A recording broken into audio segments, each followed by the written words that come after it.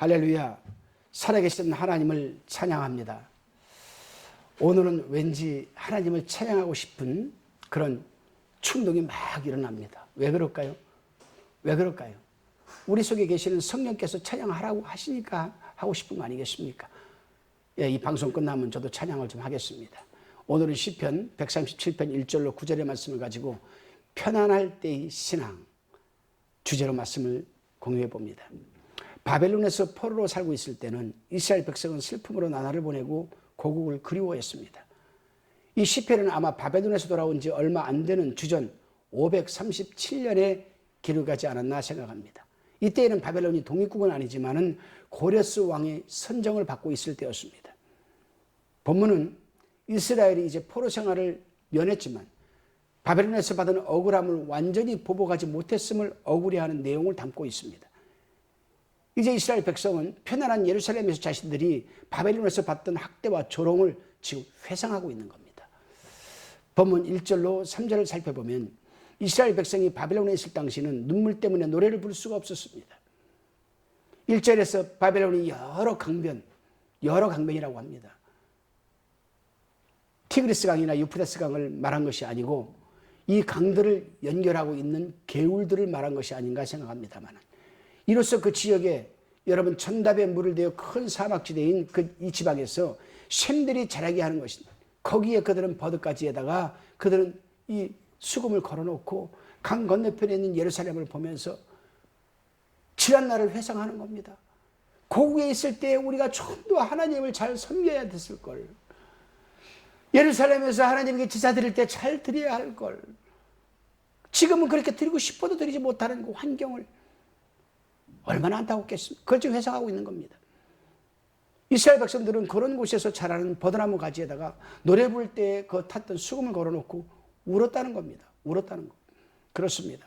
우리는 평소에 교회에서 찬양하며 기도하고 하나님의 말씀을 듣는 것이 얼마나 축복이고 행복한 일이며 복된 일인지를 우리는 분명히 깨달아야 합니다. 그러기에 교회 다니며 신앙생활하는 것을 복으로 알고 하나님을 잘 섬겨야 되지 않겠습니까? 다시금 4절로 6절을 살펴보면 시인은 슬프고 고향을 그리워하는 생각 때문에 노래를 부를 수가 없었다고 합니다. 그들은 비록 아무 소망도 없는 듯한 곳에 멀리 떨어져 있지만 여러 해를 지난 뒤에도 하나님의 성전이 세워져 있는 시온을 잊을 수가 없다는 겁니다. 그렇습니다. 저도 교회를 여기저기 여러 개 세워봤습니다만 가장 잊지 못하는 교회가 안산의 교회를 세웠을 때입니다. 안산에서 교회를 세웠을 때 참 성도들이 한 마음과 한 뜻으로 모이면 찬양하고 통성으로 기도하고 서로가 교회를 봉사하고 섬기고 그때가 얼마나 그리운지 모릅니다. 그렇습니다. 하나님의 사람들은 하나님의 영광을 위한 찬양을 불러야 되겠죠. 하나님의 사람들은 하나님의 집, 즉 교회에서 기도를 해야 되겠죠.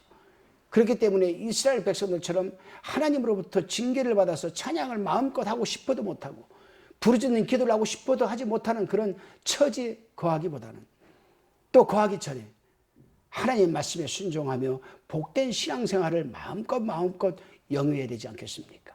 다시금 7절로 9절의 말씀을 살펴봅니다.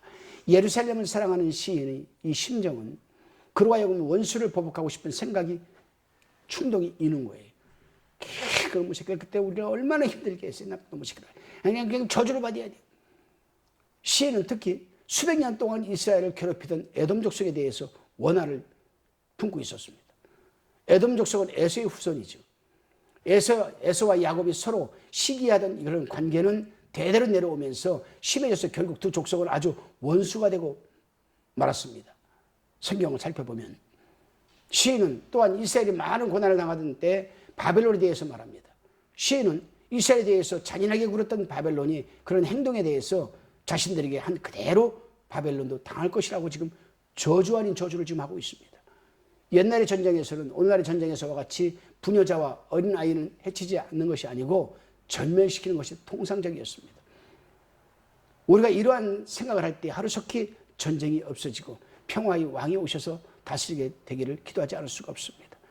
지금 여러분 우크라이나와 러시아와 전쟁을 보십시오.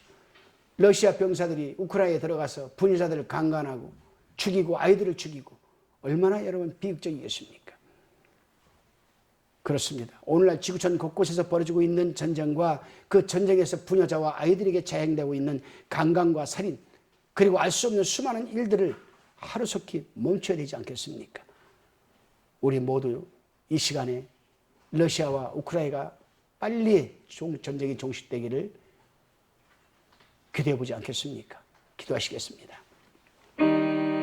주님, 지금 지구촌 곳곳에서 알게 모르게 벌어지고 있는 범죄학과 전쟁들, 그리고 그 범죄와 전쟁으로 인해 수많은 사람들이 죽어가고 있습니다. 특히 불효자와 어린아이들은 희생양이 되어가고 있는 이때에 우리 하나님의 사람들은 그저 기도밖에 아무것도 할 수 없습니다. 주님, 어서 오시옵소서. 마라나타. 예수님의 이름으로 기도드리옵나이다.